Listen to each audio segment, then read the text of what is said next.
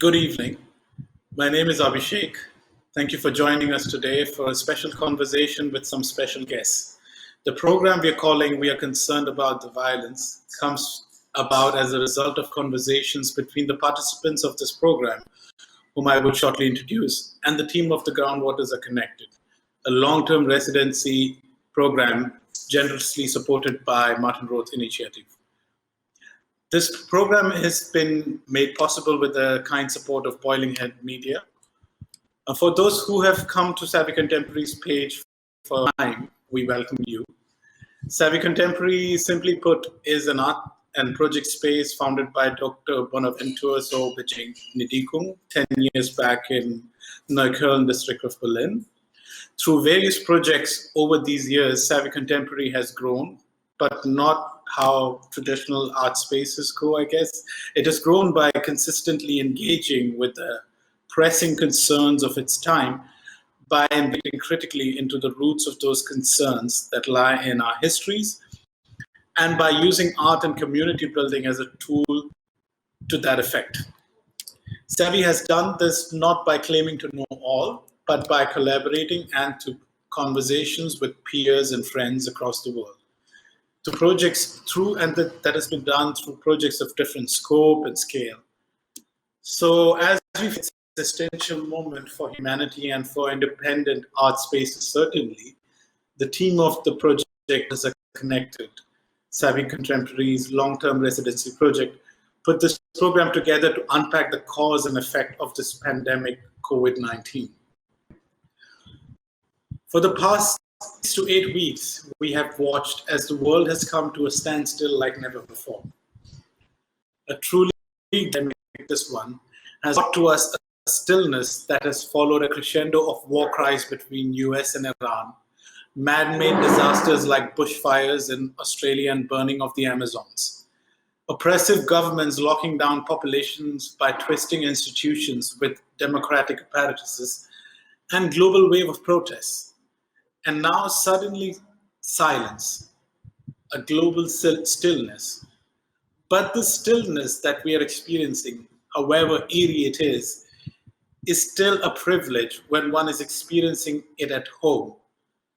Many are still on their feet trying to get to a place they call home, or are stuck in places that were meant as temporary abodes. There are many of those as well who are out there by their own choice to help those who are infected or are in danger. The healthcare workers, sanitary workers, delivery personnel, volunteers, ground reporters, and police personnel. It is clear to those who are reflecting on this moment that the outbreak and spread of the virus has exposed to us the structural gaps in the system of the world we live in. If we pay attention to those on whose backs the pandemic is fought on, we might see the violence embedded in the system, and would also see the perpetrators, beneficiaries, and the sufferers of this violence.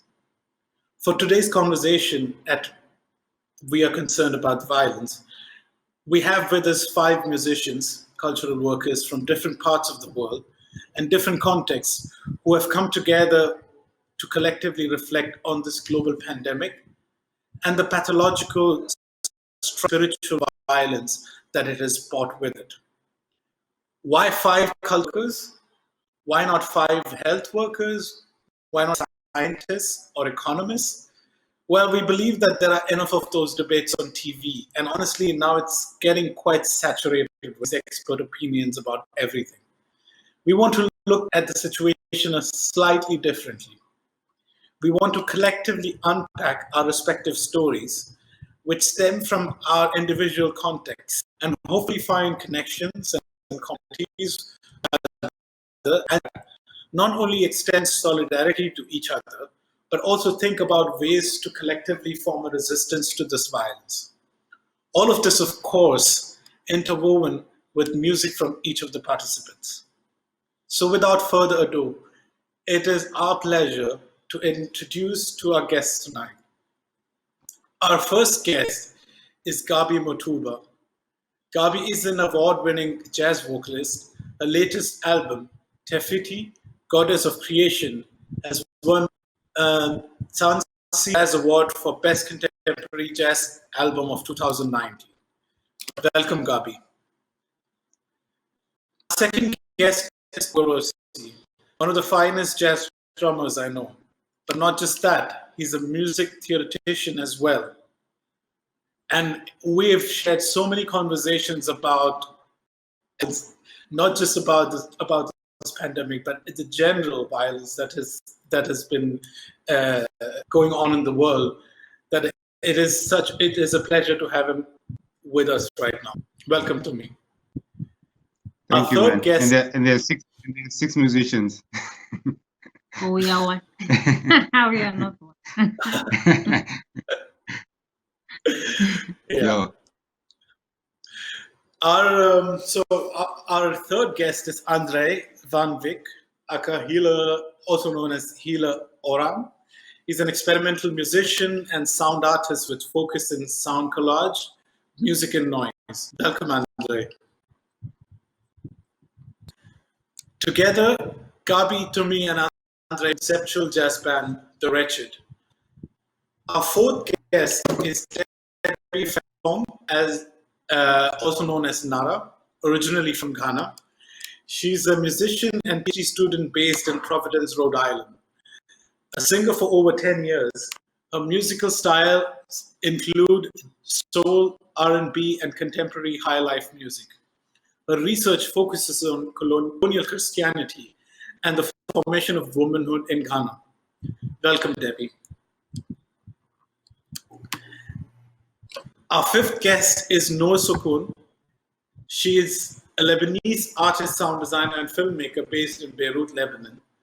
Her creative explorations have been in form of sound performances, interactive installations, and moving images. Welcome, Nour. Our last but definitely not the least guest is Manmeet Kaur. She is a hip-hop artist and the first female MC from India. She has been independently producing and releasing critical voice beat notes to the world since the last 10 years. Currently, she's an artist in resident at Savvy Contemporary, Berlin, and is part of the Groundwaters Are Connected team, along with Antonio Mendes, who is also listening in, and Jörg Peter Schulze, and myself, Abhishek Nilamba. Welcome, Manmeet, welcome, Antonio, and welcome, Peter. We are also very grateful to Boiling Head Media, who is supporting us with the recording and broadcast of this program. So thank you, Ranav. And finally, we thank Dr. Sunil Abhiman Avachar, who is a painter, poet, contributed to the visual graphic of the event. His work is called Bhakar Te Bhakar, which loosely translates to from a meal. This is one of the visual that you see is one of the many illustrations he's been doing as the response to how he sees the violence of coronavirus and this negligence of the authorities who are responsible for it to take care of is unfolding in India. You can follow his work on his Instagram channel, Sunil Abhiman, at Sunil Abhiman Avachar. Thank you, Sunilji.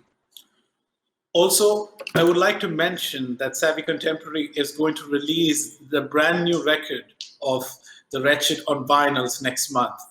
It has been slightly delayed with all the corona situation and people not being able to get together to press these hot vinyls for us. But hopefully within the next month, we would have them with us. Well, and if you who are watching would like to pre-order the record, please write to us at savvyrecords@savvycontemporary.com. Here, take a listen to the first song of Side A, titled Sonic Letters.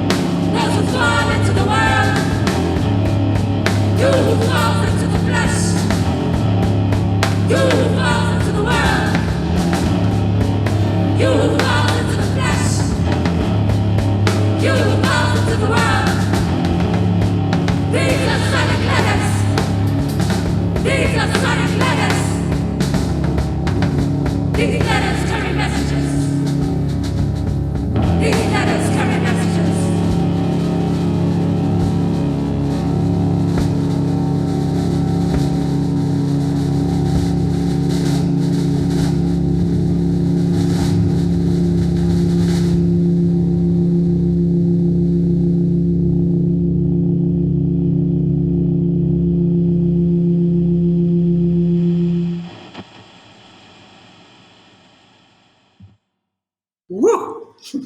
Wow. Thank you. Thank you so much for that. Wow, that was pleasure. amazing. Thank you for listening. We're quite excited. Yeah. Me too. And I mean, I think that's a very interesting way to kind of begin talking about the pathological violence at this point. Like the tone of the song or the track was in some agony, in some pain, in some. If you could speak a little bit about it, Gabi, Tumi, or Andrei, anyone who would like to comment on it, comment on the song, maybe we'll take it from there. I mean, the song titles come from sort of like a conception that I've been working on theoretically, called sonic letters. And this was formulated in conjunction to a friend of ours, who came up with the formulation of sonic lectures. So in conjunction to that sort of like conversation again, sort of like the aspect of the communal comes into space, right? How the idea of knowledge creation itself is centered around this sort of like communal outlook. So again, the sort of like the decentering of the one becomes an important sort of like point of departure in thinking about the construction of the music that we make as a trio, but also using the work as a reflection on the text by Frantz Fanon, The Wretched of the Earth, then also speaks to the sort of like polyphonicity of existence, sort of like articulating messages of the past, right? So how sort of like the letter itself, as we know it in its written form, takes the form and the shape of the sonic. I'm also building on Fred Moulton's work on sort of like phonic materiality. So how sort of like from the point of departure, this ephemeral space of sound can sort of like have its sort of lived experience through the actual embodiment of the flesh. So I think it's all these sort of like meeting points that speak of sort of like a moment of creating theory, but then it's a moment of a theory that's always been in existence. So in fact, there is no sort of like notion of creation and the new. So I mean, it's a it's I think all these intersectional and conversional spaces that sort of like poses an ongoing sort of like critique of the problem. And I don't know if anyone wants to jump in. I would like to pull your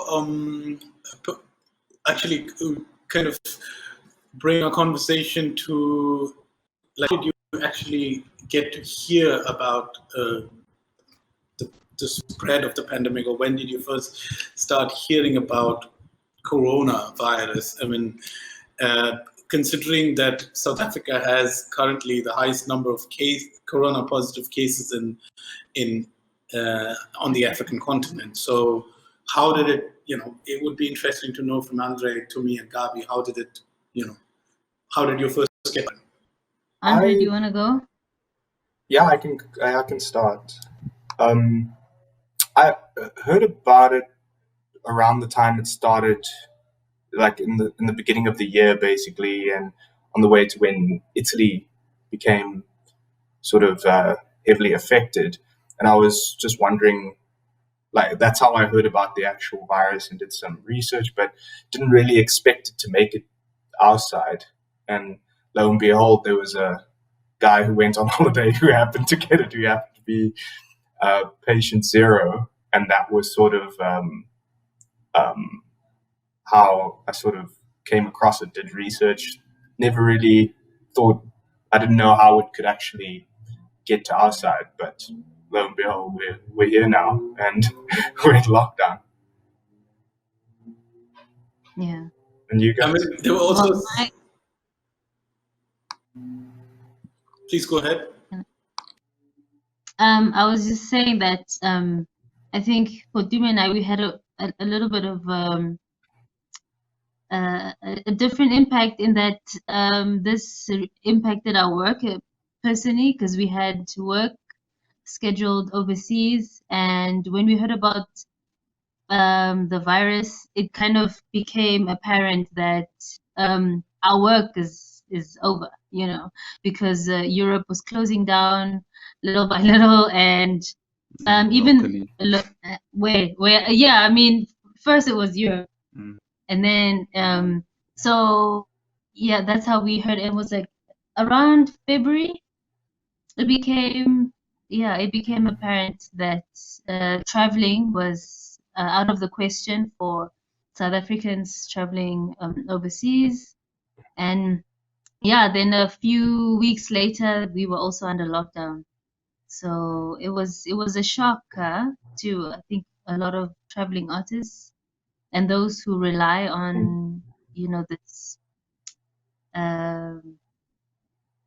I guess this interaction with Europe. People.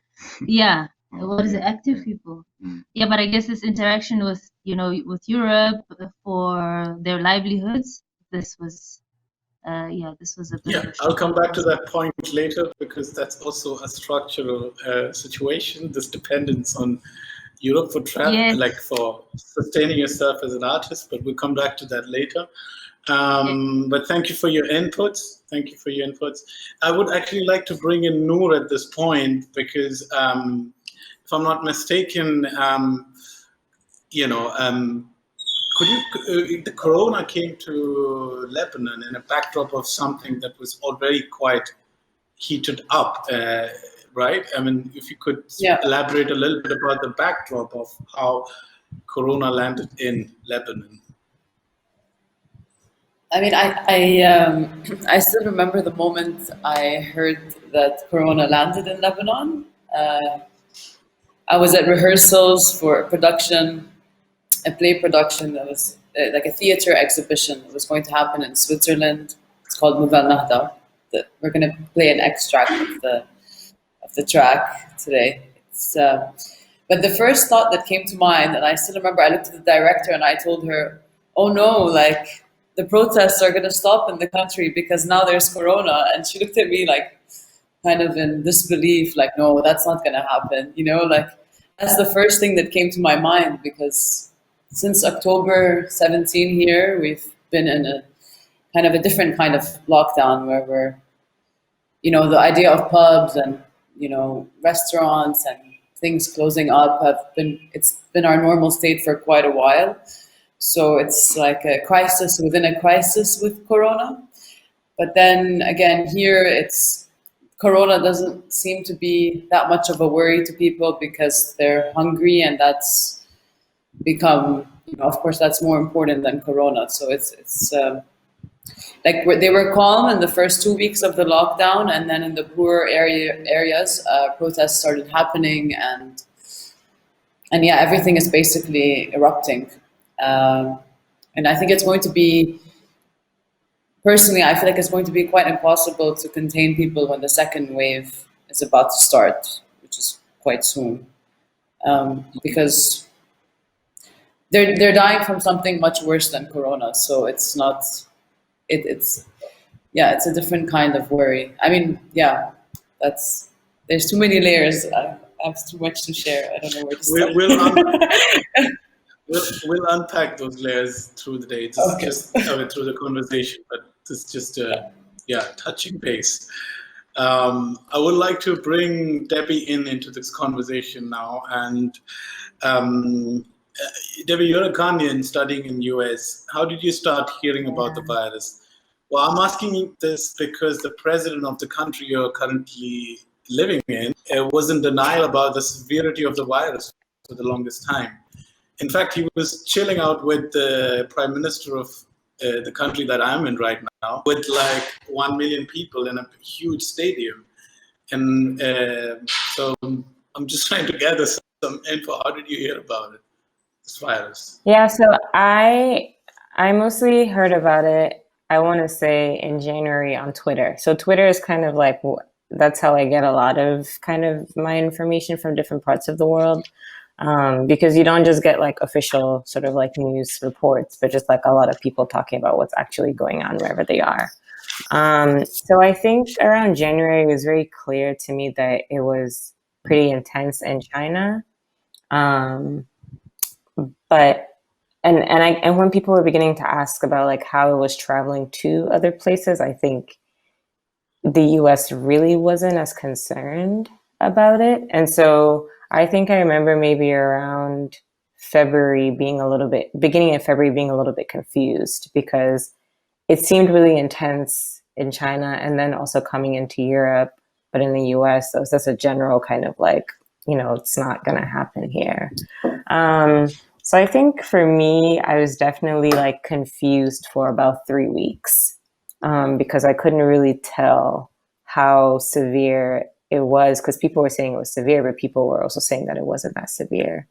I feel like, so I guess for me also, I'm in the university, right? And so there are all these, so when schools started closing, I think that's when the US sort of like started reporting about how serious it was going to be, when college students had to actually start going home. And I feel like universities actually started taking it more seriously than the government did. I think they were sort of like the initial kind of set off for the rest of the country to start being like, okay, if kids are going home, actually what's happening now? So I think it was kind of interesting to see that happen in that direction, instead of it being like, okay, the government thinks it's serious and now they're telling us what to do.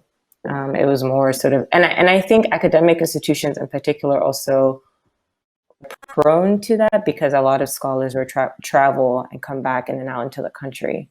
And they had a lot of students were also studying abroad.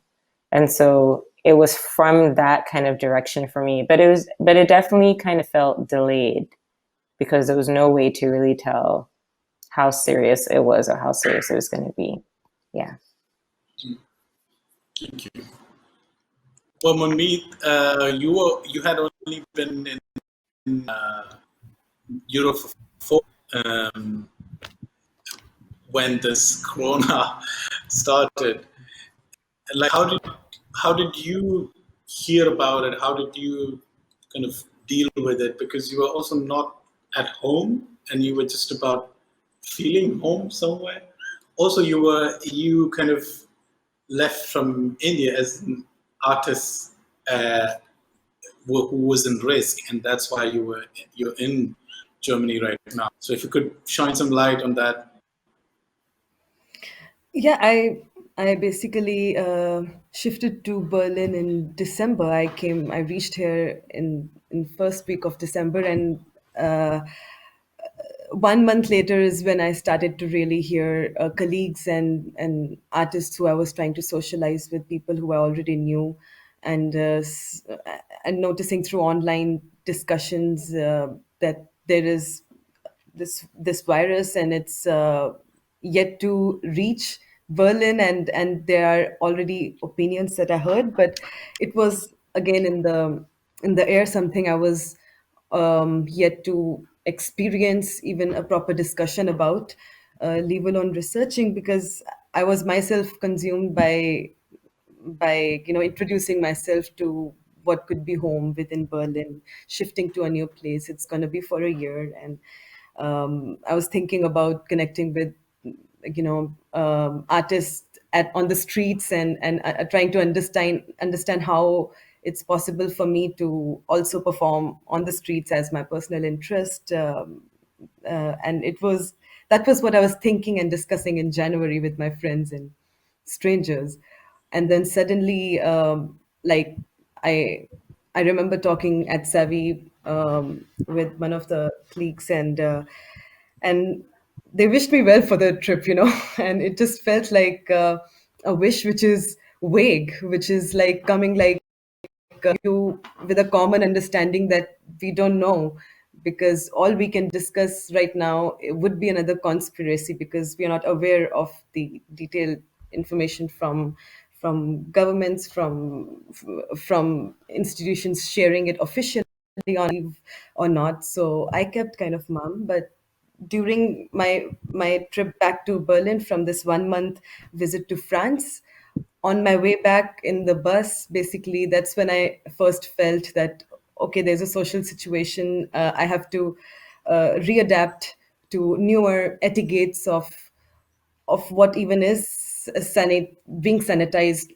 especially in France. For me, at that time, now what could people predict at this time? What's distancing and all this? I was really confused, and I reached home and I was put in my room to then do the research on why it is what it is. So all my etiquettes were faded. I was disturbing some strangers in the bus. I remember that. Yeah, I just sneezed basically. Thank you. Note, shall we play your new track, which you've put together in like 3 days out of pure will? Shall we do that? Please.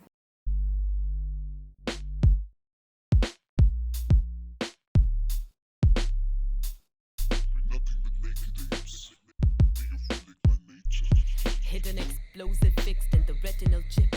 Funded by firms making its medical kit bigger a moment. Uninstall your app to monitor the civilians out there. Press a pause, render.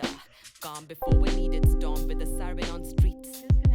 Constantly rejected be the migrant nature of a recurring plea that barely buzz in the ears of recipient elite lottery. Most slaughters for you to stock in frozen meat and miss depleting diagnostic ability breeding beyond borders.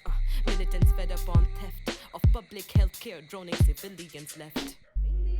Well, depends on what we want, they would still get back at us to juice up on our meat when lactic thirst. Sabotize it out your guts. Curative alternative is a must. And justifiable of a curse. What more of a debt to reimburse when choking at trees could only make it worse. Cloning immunity of a nonchalant working middle class, mischievously outruled by that. Wait, one person? Dictators getting the best surgeons, burning human rights below presidential courts. Destructive innovation and greed across the nations now. How to bring about a dubious pause to this forthcoming nuclear war as Homo sapiens we naturally undergo and exhaust. Wait till you watch what it does.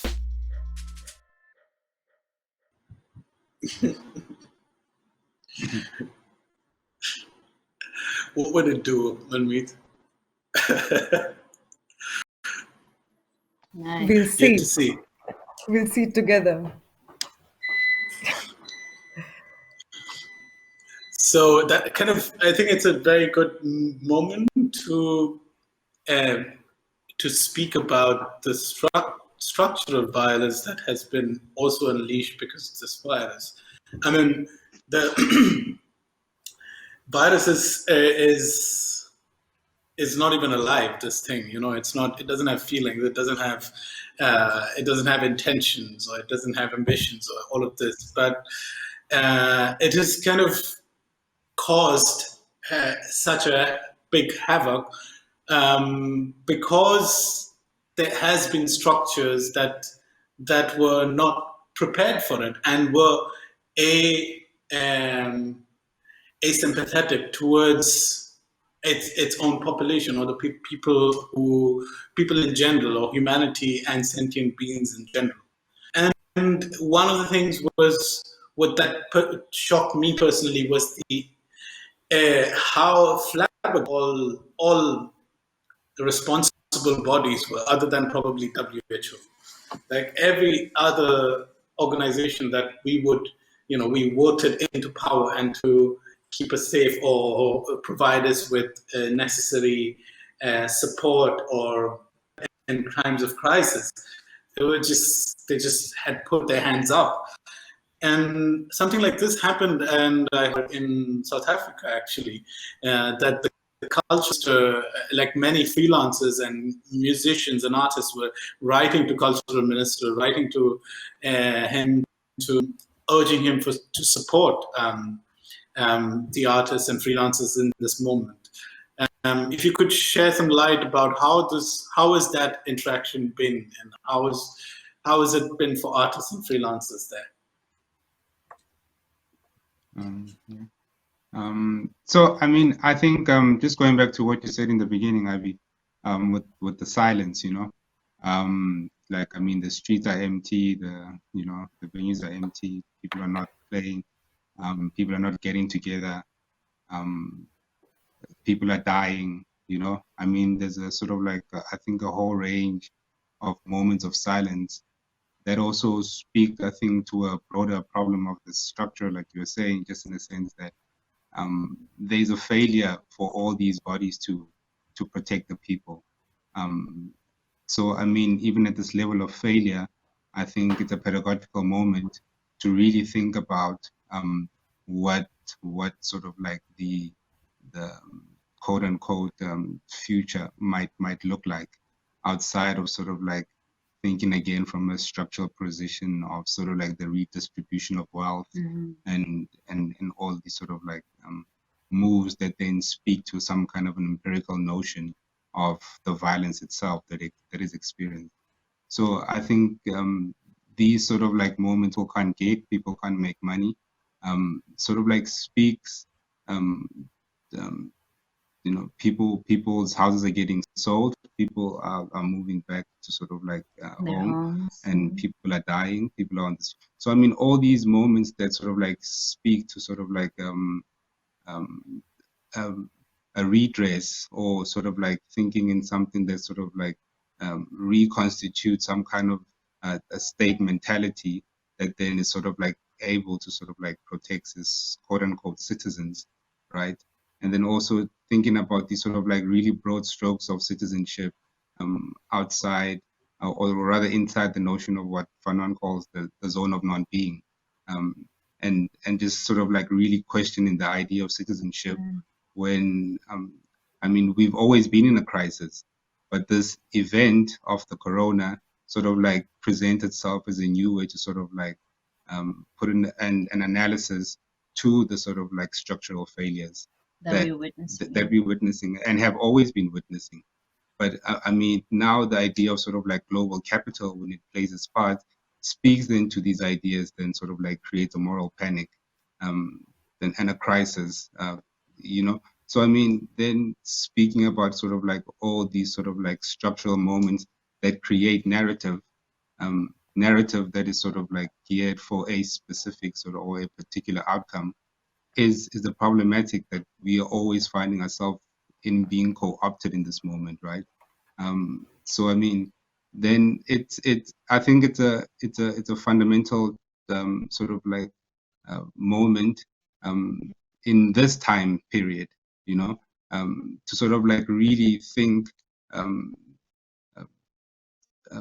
deeply about what the sort of like conditions of being in the world is, with its sort of like anti-black notions, with sort of like anti-migrant sensibilities, and how all these sort of like things have sharpened sort of like deep-seated psychological historical inheritance sort of like pathologies that then sort of like play themselves out in sort of like characters that are greedy, and sort of like the pharmaceutical companies that are also sort of like using this moment as a moment of sort of like capital, and capital itself using this moment of crisis to restabilize itself, you know, and creating different economies that then sort of like thrive on the actual death of people.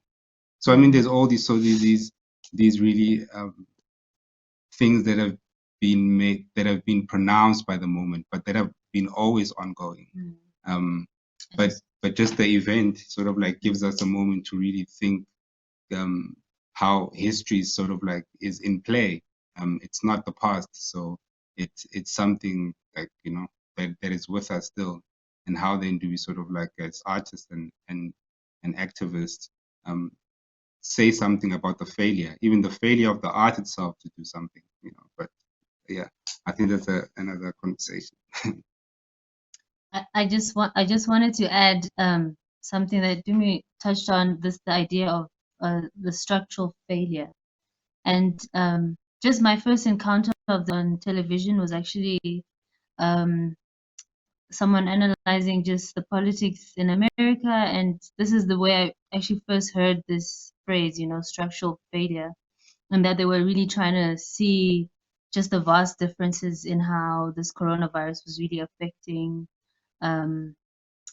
you know, different groups, you know, racial groups, I guess, you know, in the US, in the States. And yeah, for us, that's also what we've been like witnessing. I think, like what Tumi is saying, is just, I think, more telling now that these problems are really more pronounced, but it seems like there's also been a lack of this analytical research, I guess, you know, that's been done in this just regarding, you know, trying to see exactly where in government, you know, we have fallen short, you know, as a people and as a government, and how right now there's really nothing that can be done because this is a constant issue that we've been facing. And this event, like Jimmy was saying, this moment of the corona is just, you know, further exposes where we are, you know. And yeah, I mean, I was just saying in terms of, you know, the government and what they've been implementing in terms of what's going on in South Africa, that's it's failing. Yeah.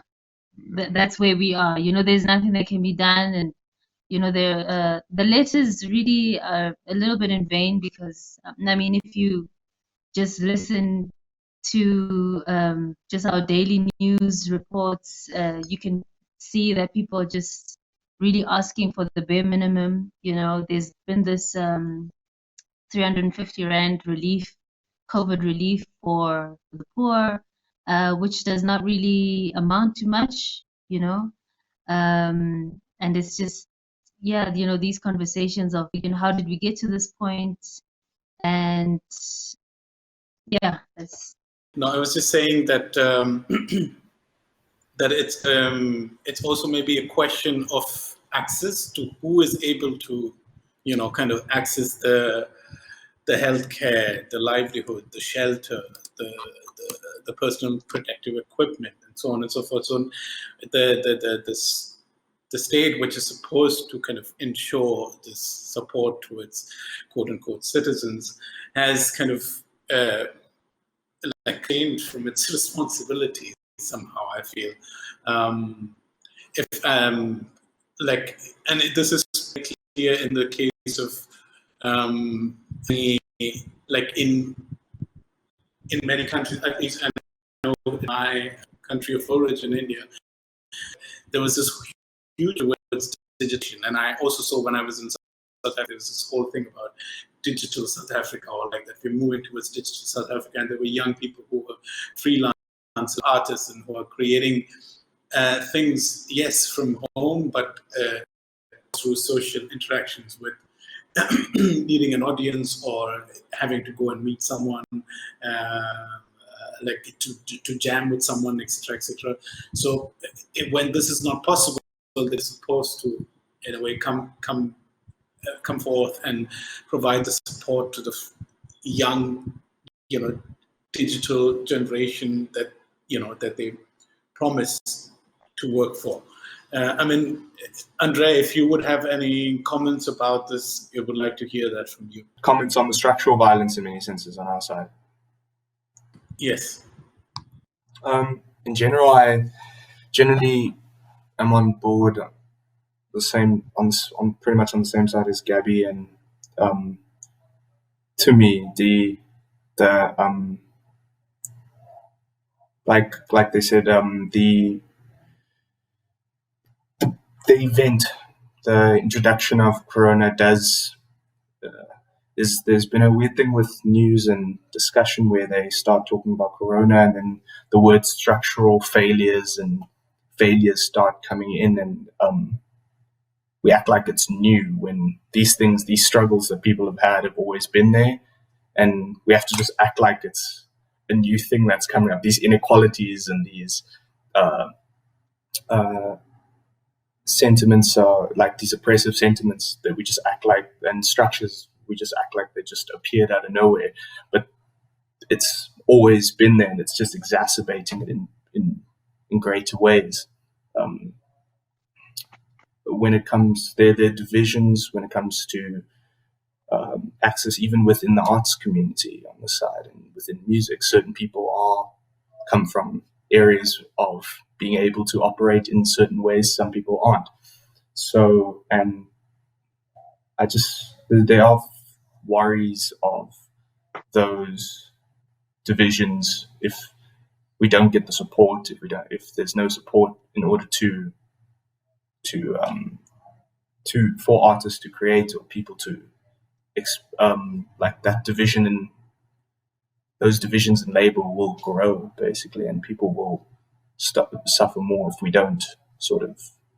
But those structural failures, yeah, they've affected many, but they're also been there before.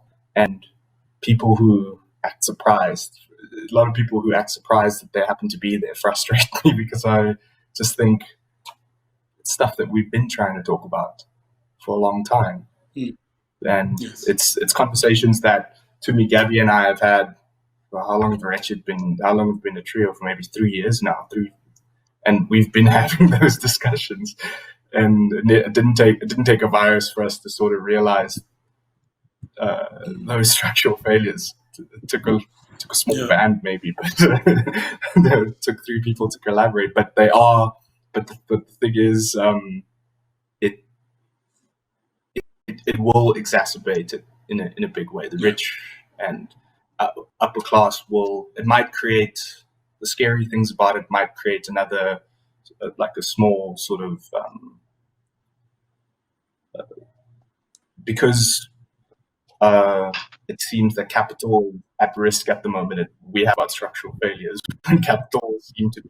Global capital seem to be quite steady for a few.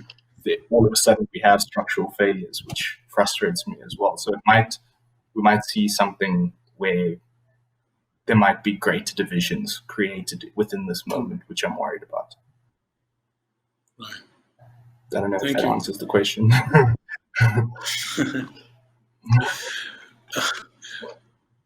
Gabi, I would like to bring you in here as another sort of precarious group of people that you belong to, students.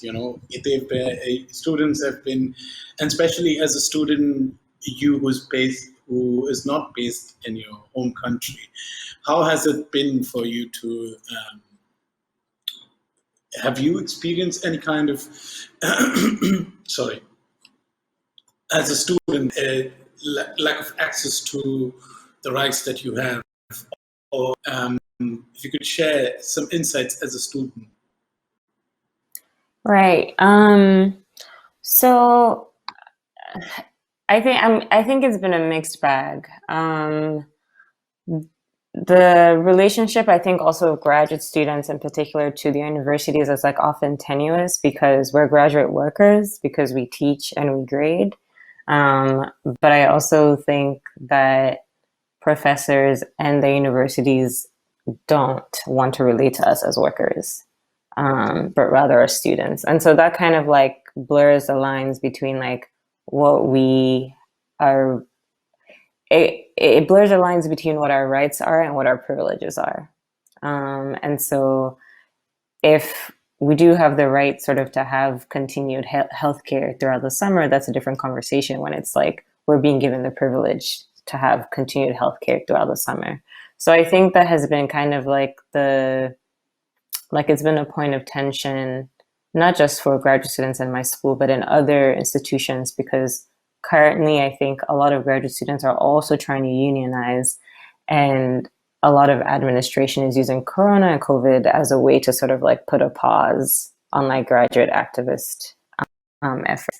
For the most part, I think that my school in particular like has been trying to sort of like make sure. So for me, for example, I was supposed to go do research in the summer, but I'm not doing research, and so that sort of like puts me behind in my timeline for my project. But this is something that's happening to like multiple different students, and so my school is sort of like giving people some funding for the summer, giving people like option to have an additional year after Corona is ended. But I think what makes it really challenging is that different students have different circumstances. And so issues of funding, for example, there's students that have children, there's students that have to support their family and all these other things. And so I think there's a real tension between, another tension is also sort of like administration trying to take everything on an individual basis versus administration trying to give sort of like universal coverage to all students. And I think like people would argue, well, if you just give it to all students, then everyone knows they're covered. But if you do it on an individual basis, not everyone is going to know what they can push for. Not everyone is going to know what they have access to. Not everyone is going to know that they can have these particular set of protections. And so right now, I think particularly because our relationship to the university is kind of murky, you have other graduate students who also think that graduate students are really protected because of the way that our funding system is set up. Some of us are not, we are kind of like, because we're going to have like a consistent stream of funding. You also have other graduate students that are like, no, we're workers and this is our right. And so I think even on kind of how students are thinking about this moment, there are like different opinions and different sort of positions on where we are in particular. But it's also very school specific. And I go to a private university. I think students that go to public universities are also under a whole different set of circumstances. I know with Columbia in particular, I'm not really clear on how housing works, but I think there are about 400 students that are still petitioning the university to allow them to stay on campus. In my undergrad, students, international students, and low-income students also had to petition the university to stay on campus. And so I think it really depends on the university in particular. But it seems like the huge tension points are issues of funding, issues of housing, and also just general access for students with disabilities, students who have children, students who have illnesses, etc. So, yeah. Looks like it's in the interest of the universities to keep students from unionizing and keep them. Yeah, because then they're going to be, then it's going to be like, well, this is actually what we should have as graduate workers versus, here's a couple $100, So I think Yeah. Hmm. Yeah, yeah. It's a tough one. Well, Manmeet, I would like to bring you in here as an artist at risk, resident in Germany, and this situation developed as you were just arriving. Um, do you feel safe in Europe, because there were these hundreds of, like, much more cases in Europe than at one point than anywhere in the world. Yeah. So, how are you processing it? Um, Abhishek, I'm And also uh, being, sorry, away from home and from, if you yeah. could. Yeah, I mean, I'm also trying to understand as an artist how I could reflect on what I thought I would um, use as a way of interacting with people. Because as a performer, as an MC more than a recording artist by profession, I was a lot more dependent on this setting of a social interaction before even operating in my regular work.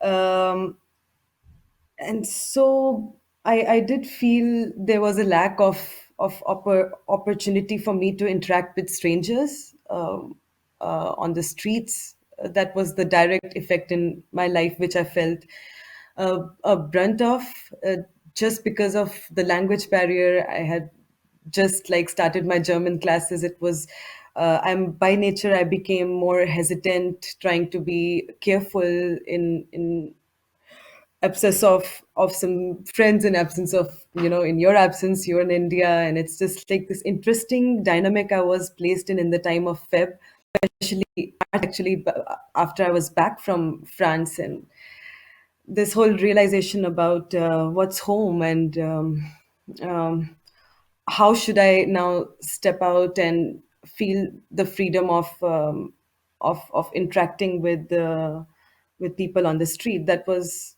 something I felt strange about, because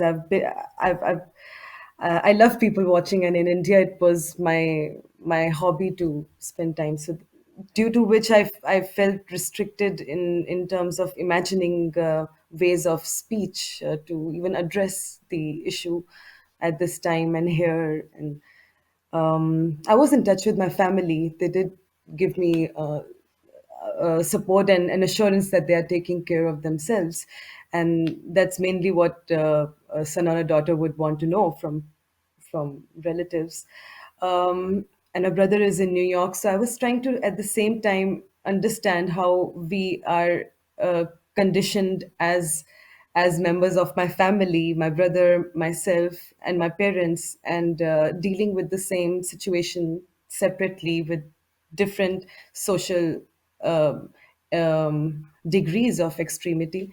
And they were concerned about me, and I even understood how my friends thought of different countries in Europe, with how they have dealt in the history with social crisis. And they were happy that I'm in Germany. I'm happy that I'm here. I feel much more safer than I otherwise would while I was traveling, for example, in Feb. So I'm still processing.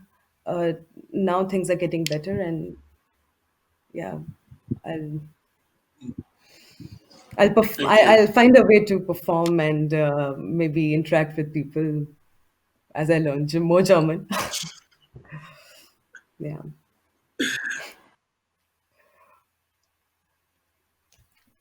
I don't know if that answered, but yeah, that's how I feel.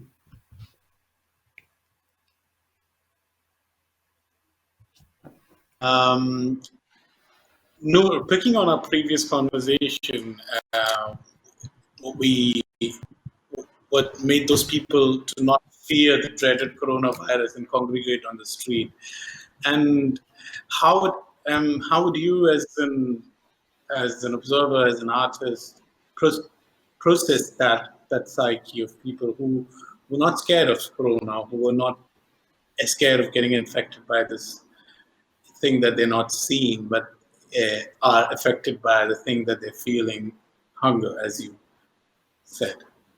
If you could elaborate on that a little bit. It's a bit, yeah. I mean, I like a part of me is quite happy that people are going back on the streets and protesting, because I still remember feeling very devastated towards the end of March when the security officers came and destroyed the tents of the protesters, and the reason they used was because of Corona, because they were still outside past the curfew. So in many ways, they're using Corona to stop protests and arrest people. But at the same time, I'm quite happy that not happy. I mean, I'm like, it's just at least the revolution didn't end completely. And the people that are scared, that aren't going down, which completely makes sense, but can afford to stay at home, are protesting online. And the people that can't are going on the streets. But the truth is, I mean, protests online, they just don't work as efficiently as on the streets. You know, it's a very different thing. And you're like literally down there, but are, you know, marking the walls with graffiti, and then the government would take it down, and the artists would go back and mark the walls, which I find quite beautiful. Yeah, but more than anything, I mean, it's just, it's quite sad, because every day it's not about Corona. We're always thinking about the currency. I mean, we wake up every day and we look at the currency, and that's the discussion we have between friends. And recently, a lot of exchange dealers got arrested. So basically, the rate of the dollar changes every day. Now the dollar is about to reach 5,000 liras, but before it was 1,500 liras. And as an artist, I mean, we weren't able to receive money from abroad until just a week ago, only in some banks. So as a freelance artist that relies on work from outside, that was very difficult, because we were doing it through Western Union, but then Western Union stopped receiving dollars. And now the new way is to open this fresh account. But it's interesting, because just how you came as an artist at risk to Germany. I mean, in many ways, I was just about to leave to Germany for 6 months for a residency. And I knew about it 1 year ago. And it's kind of strange how, you think about confirmations and you're looking forward to something for 1 year. And I just got a response 2 days ago from the president of the university that gave me the grant, telling me that, I mean, it's my choice. We could find alternatives, because, as an artist, when you get a grant, you're relying on it for the rest of the year. Or I could wait until next year and, do it in person and actually, take advantage of a sound lab and everything I wanted to, make use of when being there. But then in some ways, it's this idea that Abchik was mentioning about being home.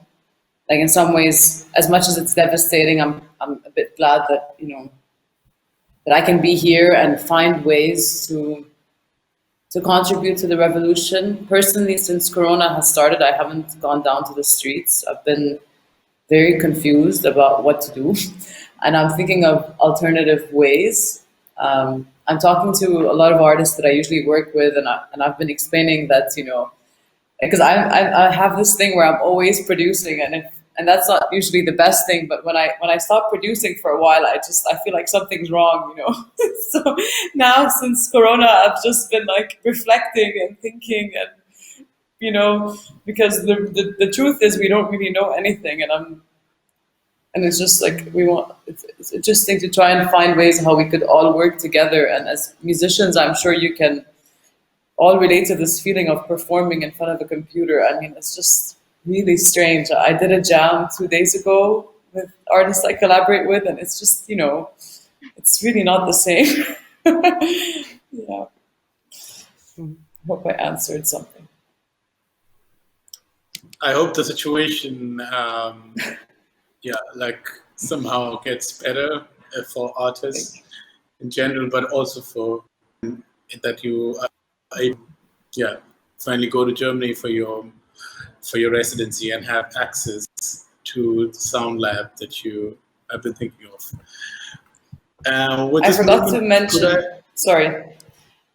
I forgot to mention one thing is that the other issue, apart from the protests and Corona here, is we have a garbage crisis, and that was something my work was mainly focused on since I moved here. And like just 2 days ago, I was starting to smell the garbage. Every summer it comes back, and it in itself already causes a lot of respiratory illnesses. I'm not sure what the situation is like in South Africa, so it just feels like somehow there's nothing left that doesn't happen.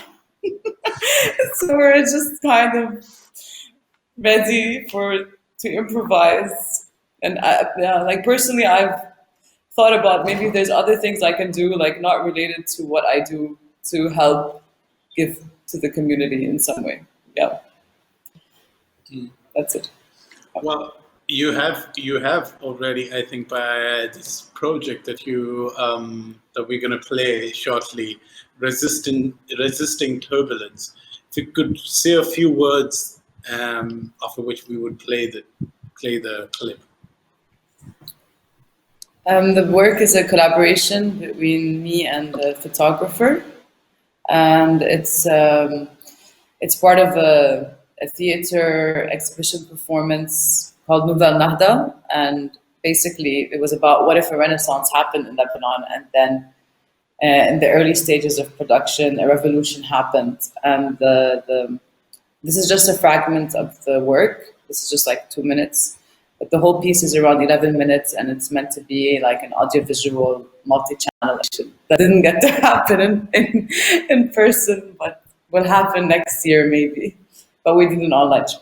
And it basically describes how everybody was in a state of paralysis, and then they woke up in the revolution.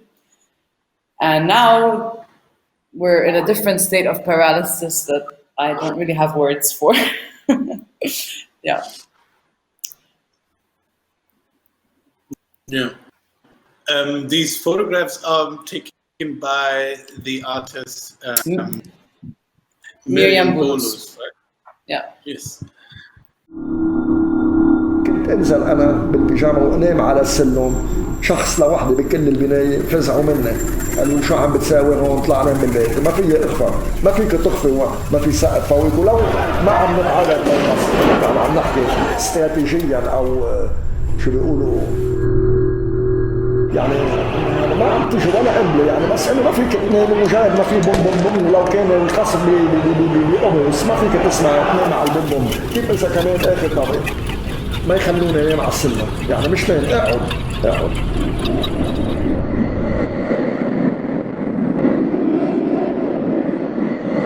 خيي بس بلشت الاحداث راح ينام عند رفيقه صاحبه.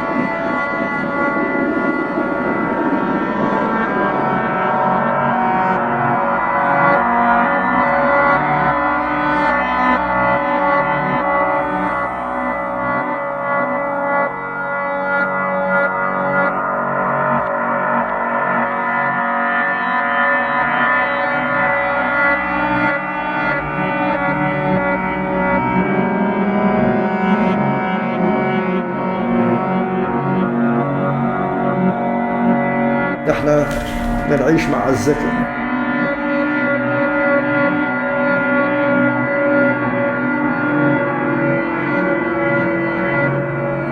هيدي ذكرى سورة أهلي، ذكرى جريدة النهار لما قريناها عثر على جده خيي، ونحن صرنا نفتش ونلاقيها.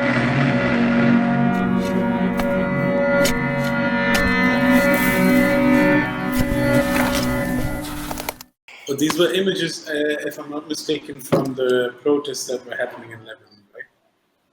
Yeah, it was. I have to say, it was one of the most emotional collaborations I've done with someone, because I would be on this, I'm going down to protest, and we'd run into each other, and she's with her camera, and I'm with my recorder, and it's just really strange. It was just I was anyway recording material regardless of this project.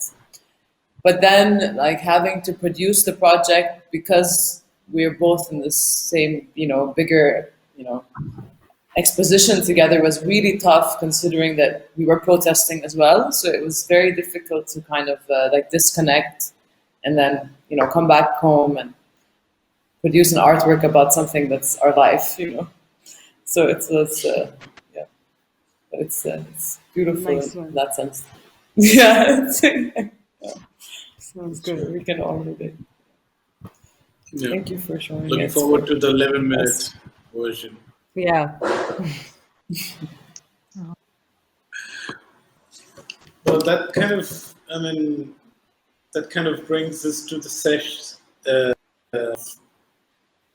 discussing the spiritual violence that this virus has sort of unleashed upon the world. But in South Africa, if I'm not mistaken, there was something that was preceding the virus that can be also understood or unpacked as structural violence, maybe, but maybe also a different kind of pandemic, which was there were many xenophobic attacks on Nigerians and Nigerian workers or migrant workers that were in South Africa, and this kind of preceded itself. And I would like to know from you what is how has it manifested itself, or like in this time when we are supposed to come together as humans against this foreign or rather this alien element. Is there any change in that psyche, or what has been your sense? Let's maybe start with Andrei. So it has seemed like, in many senses, the treatment of migrants during the during lockdown slash virus has been not good, just poor, from basic healthcare to housing to migrants, and a lot of migrants who own sort of shop fronts in some sense have been. But yeah, like you said, there was actual violence against Nigerians, Southeast Asian migrants, and Mozambican and Mauritian, but more Mozambican, Nigerian, and Zimbabwean previously. With the lockdown, just when it comes to there have been shortcomings and just poor treatment when it comes to the sharing of aid for these migrants who are struggling at the moment. Not much being sort of done to assist them, and they're suffering basically, particularly in areas. There've been reports in Cape Town, Johannesburg, and all over South Africa generally. Tumi, Gabi, you have anything to add?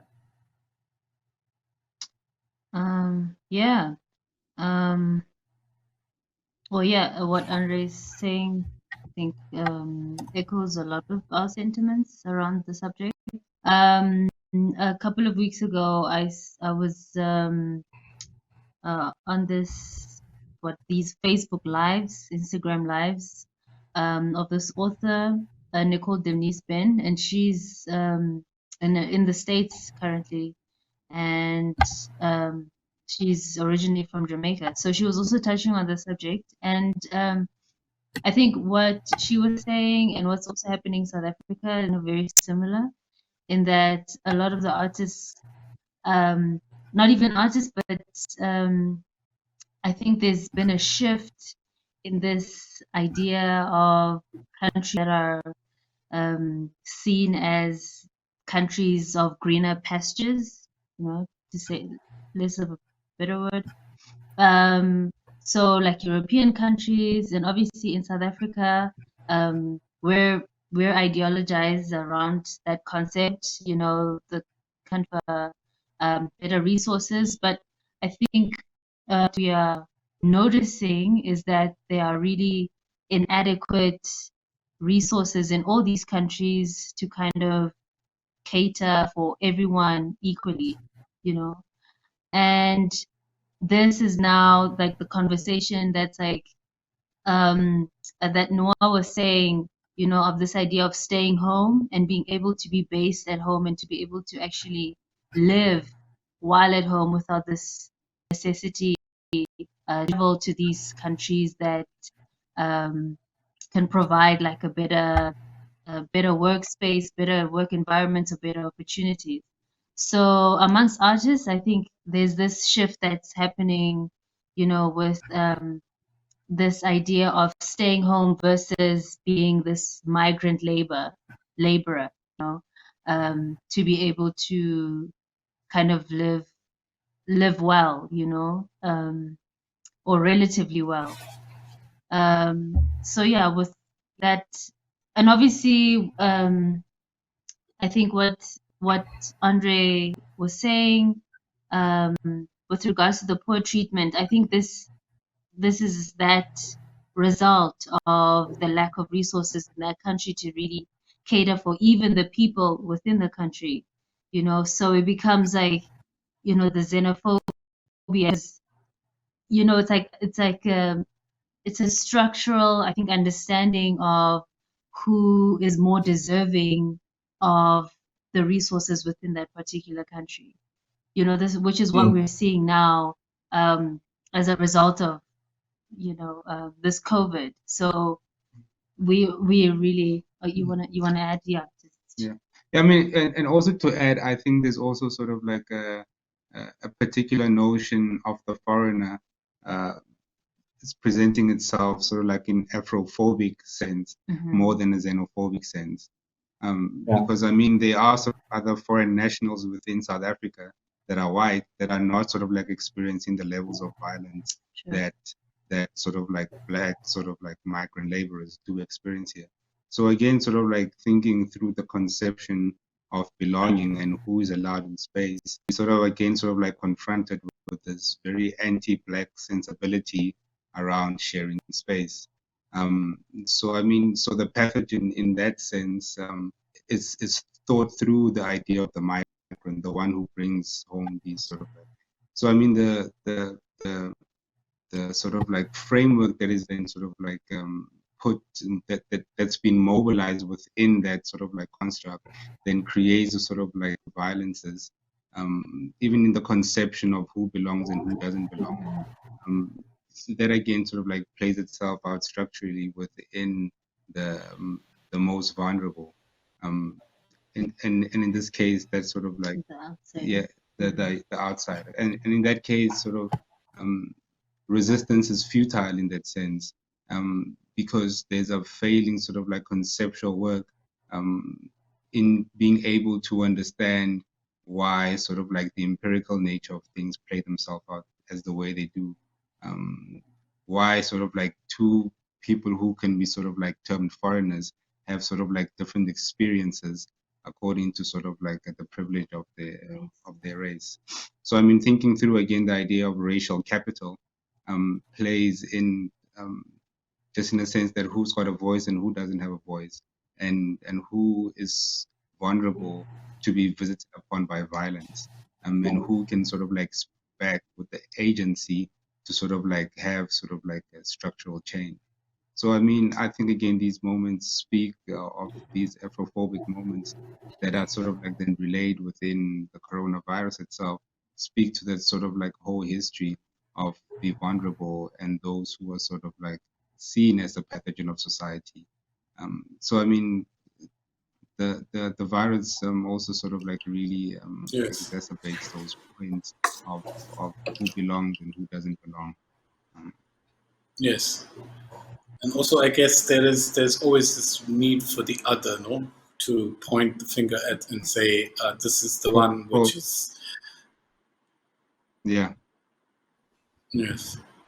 Yeah, I wanted to. So, is it okay if I jump in? Please do. Yeah, I wanted to say with this conversation about immigrants and Black immigrants in particular, and belonging, that what has been interesting in the UK, but also in the US, is the fact that a lot of the home health aides and people that actually work in healthcare are African immigrants, especially in the United States. And so in that setting, they're useful, like they're suddenly emergency, like essential workers, but then they're also not as protected as they can be.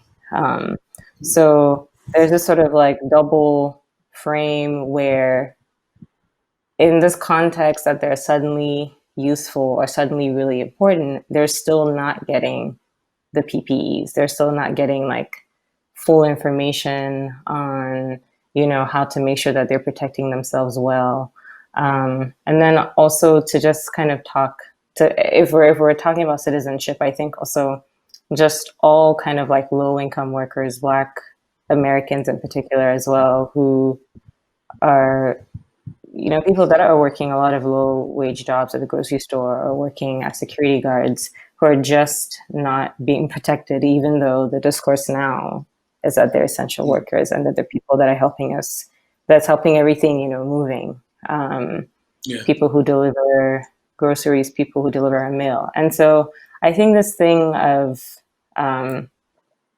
belonging is tricky, because even when you have a situation where the people are really doing the most essential work to keep things running, anti-Blackness, anti-immigrant sentiments still sort of filter through how they're treated, even as doing the most important thing. I mean, actually, thank you for pointing that out. And because, like, when I was looking at the images of these, like millions of, actually, in literal terms, I'm not making this up, millions of migrants were walking from Indian urban city, like urban environment, to get back to their villages where there is no work. But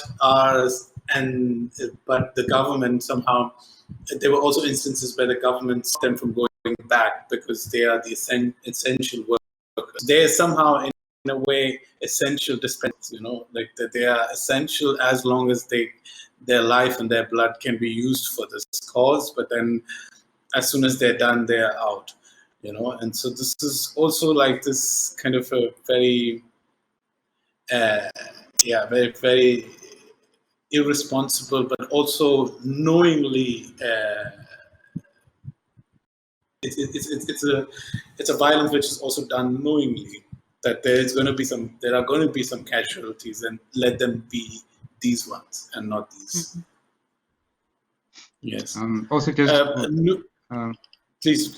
please go ahead, Tumi. Yeah, I mean, just thinking about what you're saying. I mean, there's that whole thing of use value. So I mean, sort of like these global sort of like global capital. I mean, that is sort of like being sustained from the actual selling of bodies that has been translated into many sort of other sort of like violences, is geared upon the use value of certain undervalued people, right, within the social stratas. So I mean, this is how sort of like the idea of fungibility comes into play, that there is a necessary death for particular people for the world to renew itself. I mean, so these are sort of like really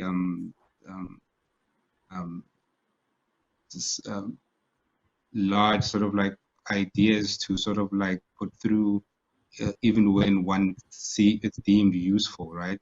But then the usefulness is also conditioned by sort of like dispensability, that you are put on the front line so that you don't have proper medical resources for the sort of like low income rate people.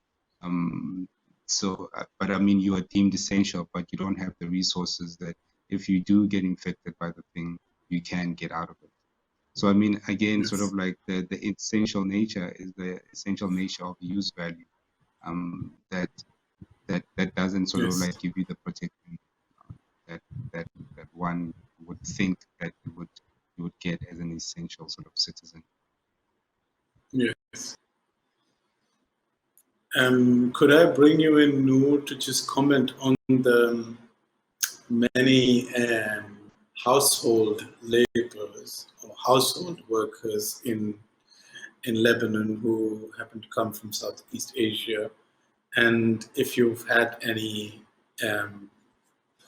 insights on the conditions that they are going through right now, because I've had interactions with a researcher, Sumaya Ali, who's done quite a descriptive as a PhD about the conditions, and this was pre-corona times that she had done the research about the conditions of household workers who are, of course, migrant workers who come and work in Lebanese households and are. If you have any information or insight to share about their condition in these times, it'd be great. When you mentioned the topic of migrant workers, I just remembered the Women's March. I was actually there, and everyone was wearing masks. And one of the protesters was holding a sign that says, "Coronavirus, it's not the virus. Capitalism is the virus, and that's what should be abolished." And the kafala system is the system here where workers cannot resign if their conditions are abusive. They need the permission of their employer, and that's been a very big issue here. And I mean, I'm not an expert in the topic, but I've also met a researcher here, for example, that works in sound as well, and she's been collecting interviews from the different, migrant workers, mainly Filipinos, but there's also a lot of Ethiopians, to get the stories of what's been happening in their households to help bring them out of the situation. But it's a very tricky situation. A lot of them have been trying to run away from their homes. And yeah, I mean, because there's so many issues here, like it's hard to keep up with everything, but it has, it is one of the big issues as well in the country. Now there's most of the Filipino migrant workers have left, but now there's a lot of Ethiopians, and unfortunately there's still Ethiopians because, as sad as it is to say, they pay the Filipinos a higher wage and the Ethiopians a lower wage. And it's all really quite bad here with migrant workers. Yeah. I can't give too much insight on it because it's not something I deeply look into, but there's too many things here happening. Yeah. Manmeet, you must have surely heard about the condition of migrant workers that the news that is coming from India, and also that you come from the state in India which is considered the wheat bowl of India, and like this is the time for the harvesting, and much of the harvest is done by also migrants. So if you have any insight to share about that you might have heard from friends or might have read in a local news report from Punjab, so it'd be great if you could share some information. I was in touch with my parents, trying to understand why they haven't visited their village, and things are not good in Punjab. Even as we speak about the taxes being waived off by big companies, big pharma companies in Punjab, or be it the usual fight between the right-wing leaders and the left, and the newer ways of police trying to misuse this time of exercising brutality on streets. My main concern personally is for the land of farmers, who what they on, and on what promises made like years ago, decades ago, now are showing up in terms of the land not being fertile anymore. So leave alone them earning enough, I'm wondering what will happen with our land in the coming years. As Punjab becomes this next educational center for many universities, my prime, like the thing that really affects me is how will the distribution of what we grow in our state be decided, because what really matters is that we understand the longevity of our mistakes, and as my mom tells me that we cannot farm on the piece of land that we own in our village. I don't know if I head back what waits for me, and what other occupations will our neighbors be seeking for at this time. And yeah, this kind of affects my ability to imagine Punjab in the upcoming years. Sure. But also in Chandigarh, where I was raised, I'm happy to be connected with my friends from there who are no more in Chandigarh, but they do inform me that are strategizing to protest in Punjab University for the upcoming months against the cops trying to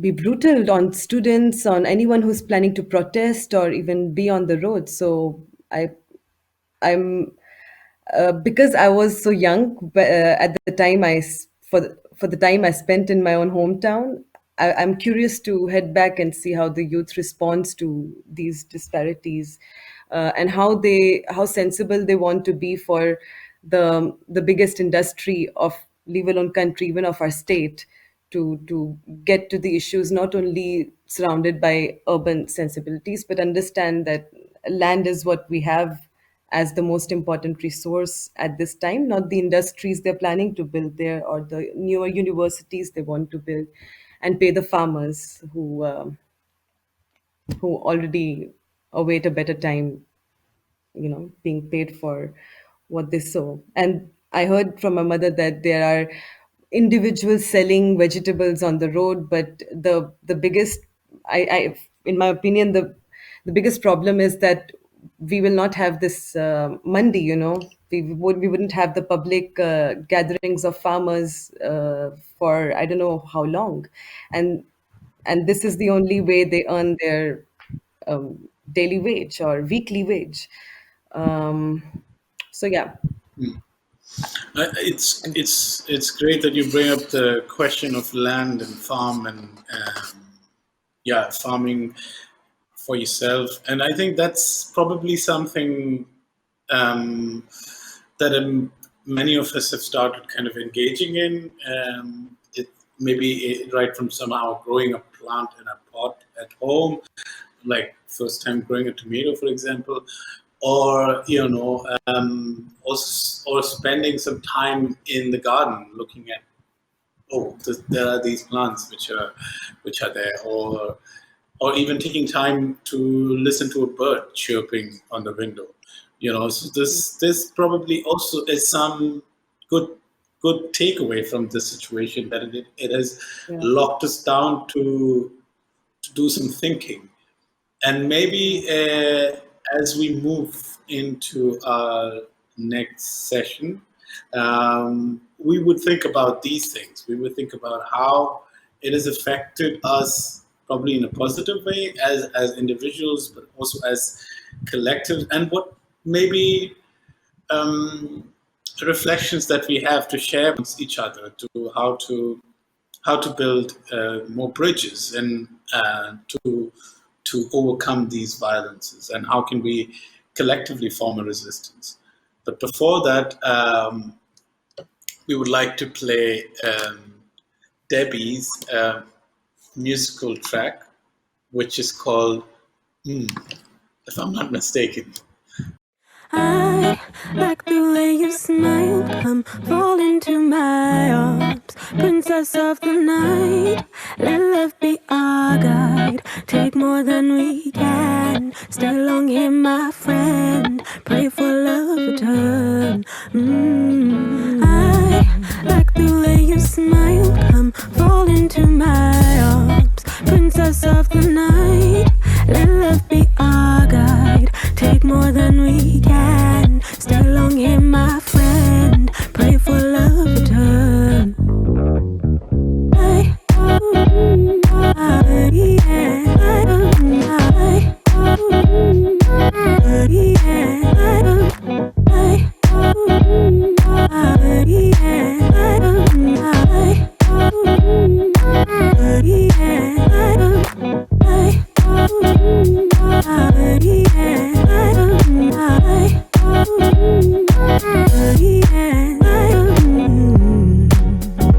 Come fall into my arms, my arms. Let love be our guide. Take more than we can. Stay long here, my friend. Pray for love to turn. I like the way you smile. Come fall into my arms. Take more than we can. Stay long here, my friend. Pray for love to turn.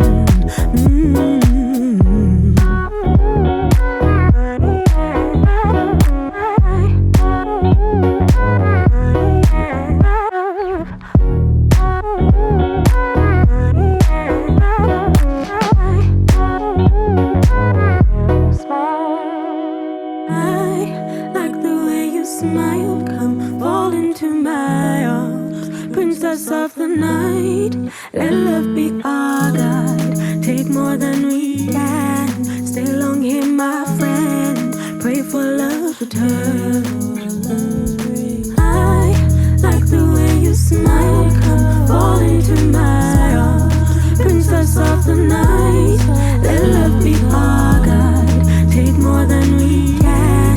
Stay long here, my friend. Pray for love return.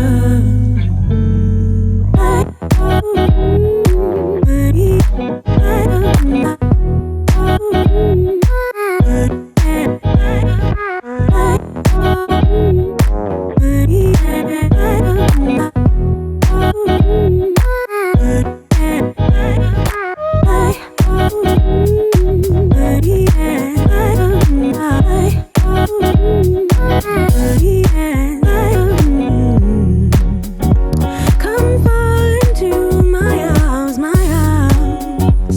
Let love be our guide. Take more than we can.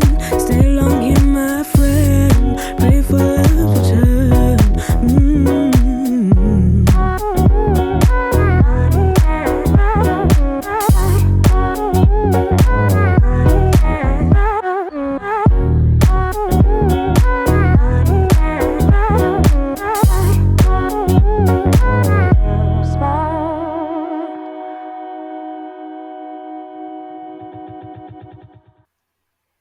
Wow. Nice and Yeah. groovy. You have a beautiful voice. Yay! Thank you. Nice. Thank you. And if you could name the person you collaborated with for this, Oh yeah, his name is Fino. Fino. Fino, Thank you, yeah. Fino, too. He was a student here too, yeah. Okay. Well, I mean, on that note, maybe we can start ending this session, but not before we talk a little bit about, the positive sides. Let's shoot what has been Corona positive for. I mean, not in Corona positive sense, but how has it been positive?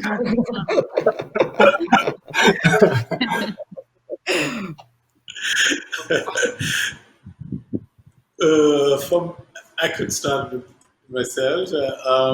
For me, I think it was,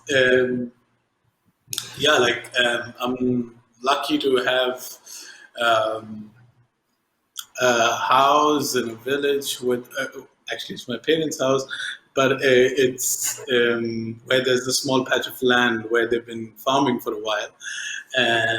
And the and now I was in lockdown, and so my parents at the farming kind of intensified, and also because the monsoons were approaching, so you start planting things before the monsoons, and so I got it. It really became a very community, like family activity instead of, I don't know. Otherwise, we would have probably done our own things. Like I would have probably been on my computer, maybe helped my mom in the kitchen, but and done some errands, but not really in the farm. But yeah, this time it was my brother Tushar, me, my mother, and my dad. We were all in the farm, up until when it becomes noon and it's too hot to work. So yeah, that has been one good thing for me. Nice. Yeah, for me, I guess it's an ambivalent thing, but I think it's a good thing in a sense that I've also just come to realize the failure of just the art practice, and this is a good thing to sort of like, I think, help us think more in terms of how do we build solidarity with other people everywhere in the world. So I mean, this music or this practice that sort of like spills into the music that we make. I guess it is about how to come together, and sort of like this upsurge of not being able to see people and not being able to commune with people also has taught us that there's a particular failure within this gathering around notions of the performance spaces, and how do we sort of like intentionally and consciously try to build other sort of like spaces where we can be with people. So I think that it is a good thing in the sense that like I've learned the sort of like importance of being with people that maybe I took for granted. So and that on its own, I think, even though it fails in the whole sort of like bigger scheme of resistance, but the mere fact of us getting together can maybe one day sort of like help in being able to sort of like bring about different outcomes in the world. So I think that, it's one positive thing that I can take from the failure. Yes. Thank you. Gabi, or anyone actually? I wanted someone else. Yeah, Corona, I guess, being in quarantine, lockdown, I think has made me reflect a lot more, personal reflection and communal. A lot of things have changed for my little small community, and with my parents and relatives and friends. In particular, it's been quite a different experience around like funerals. Something that's been such a pivotal thing in our lives. We celebrate it in a particular way, and that's been altered in a very huge way. So we're all trying to just think around how to better adjust that experience so that people still have a decent funeral, where people are, celebrated in a very respectful way. I remember this is a conversation my father had with me. It's just like, if anything were to happen to me now, does it really mean that nobody's at my bedside? Do I not get to say my goodbyes? And that's been, the most, I think, impactful conversation that I've had. It's like, how do we say goodbye at this moment? How do we kind of acknowledge death, in a respectful way, and in a way to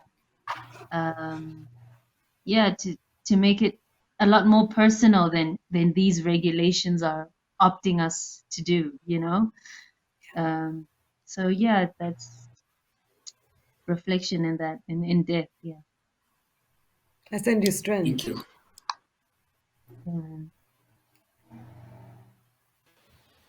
Thank you.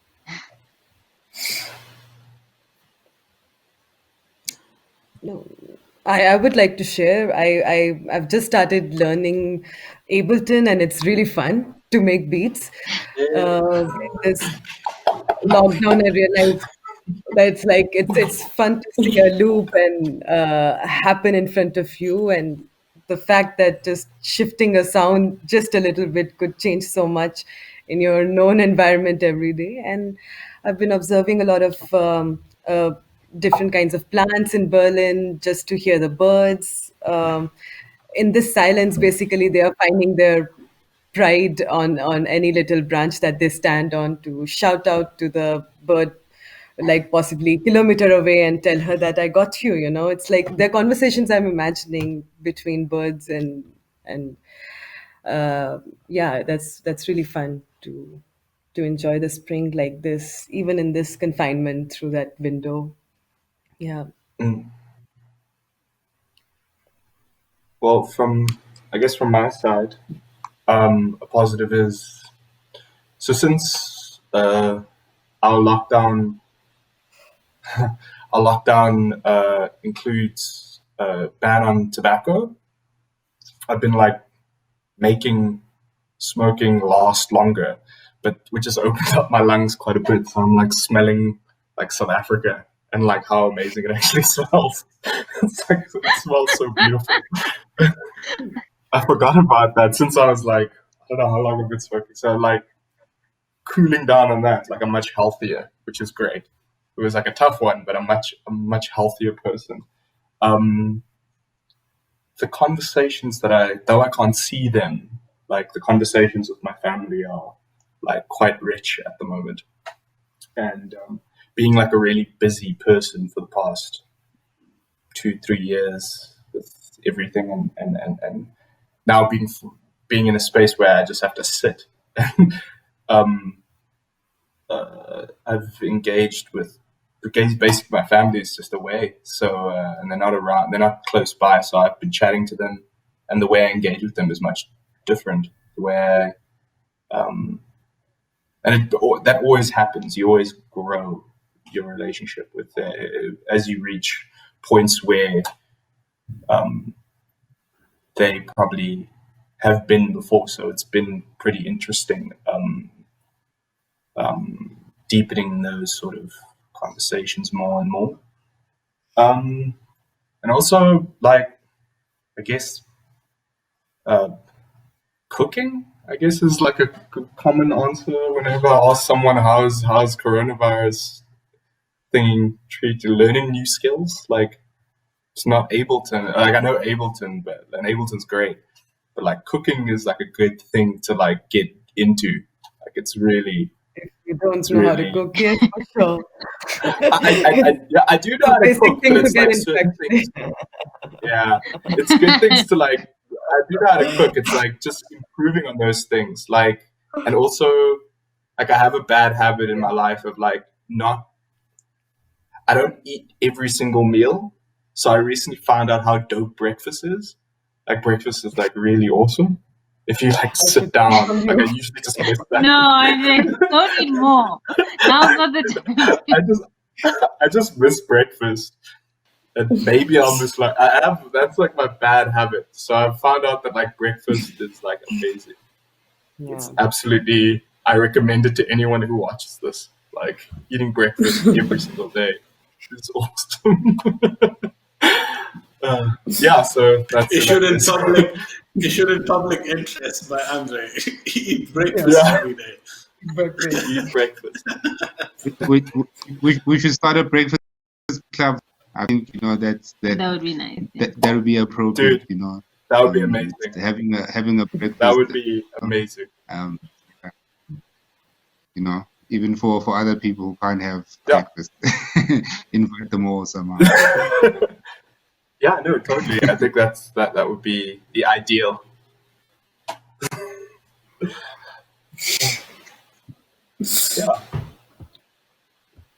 Yeah, I mean, I can say the same with planting. I've recently been learning how to like take care of the plants and see roots and pot them. You know, that's giving life to other things since everything's pausing. And learning how to deal with the silence because that's something we're not used to here in Beirut. Like there's a lot of noise pollution here, and then you know when you're in the protest, there's just like all the sea of voices. And now what we mainly hear is like these drones, like these airplanes, helicopters watching us. So kind of learning how to cope with that, yeah. And just going to the kitchen and playing music when I hear those things. Yeah. Yeah, I think for me, similar to Andrei, I'm like learning to be still. It was very uncomfortable for me in the beginning, like just being at home. So that's like something that I'm learning to do, and it's been better than I expected. So that has also been good. But also just like enjoying the spring, like the birds are really showing out right now. And yeah, I think I'm also talking more to family now, which is nice as well. So those are my positives. Me too. It's always good. Thank you for sharing. Next to these eating breakfast, be in touch with the parents. There should be a second one. That's like Comes right after breakfast. Yeah, that would be even more ideal. Or before the breakfast, telling your mom or dad what to cook if you don't know how to make the breakfast.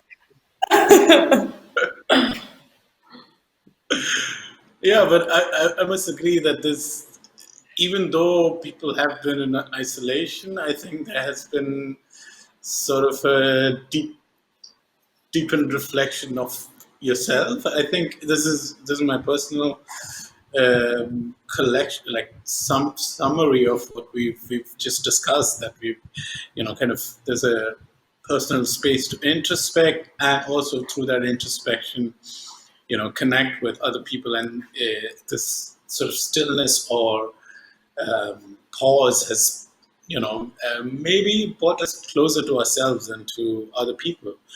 And it's just that, yeah, maybe this moment maybe shows that this is what we are as humans, and these tropes that we just criticized, or the violence that we just spoke of, can be resisted, and we can be overcome by just nurturing and fostering and developing these introspections and connections.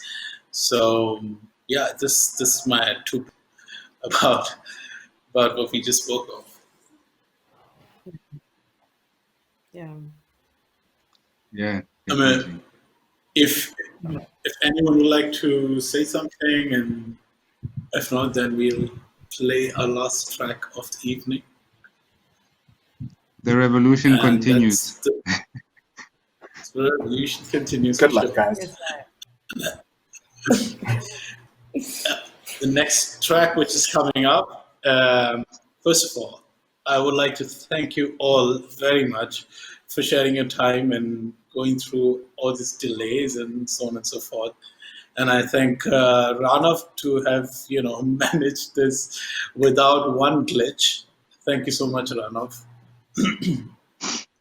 And also, of course, thank the whole team of the Groundwaters Are Connected, which is Antonio Mendes, Jörg Peter Schulze, and Manmeet, of course, along with me. And of course, this congregation wouldn't have happened if it wasn't for the constant guidance and support of Bonaventure Nedikung and Elena Agudio, as well as Lema Sikord and Anna Yeager. So I would like to thank them all, and also send a lot of love and best wishes to people to Savis who for the last 60 days. And thank you all again for your time. And Thank here you, Abhishek. comes the Wretched.